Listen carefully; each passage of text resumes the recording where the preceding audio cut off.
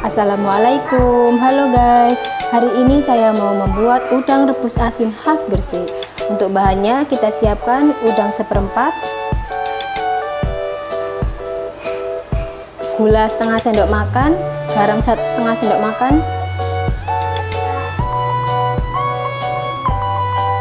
asam jawa 1 pucuk kuku atau secukupnya, air 50 ml. Selanjutnya kita nyalakan kompor, kecilkan api, kita masukkan air,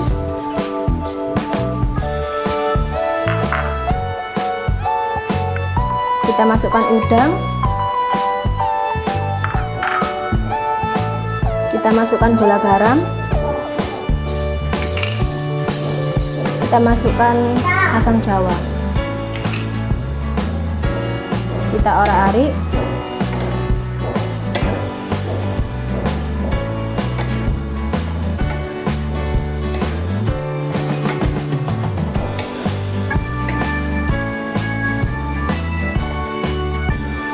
selanjutnya kita tunggu sampai airnya susut. Setelah mendidih, kita masukkan 2 sendok makan minyak, kita aduk-aduk.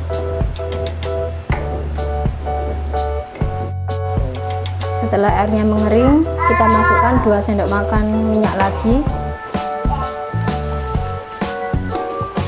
kita orak-arik.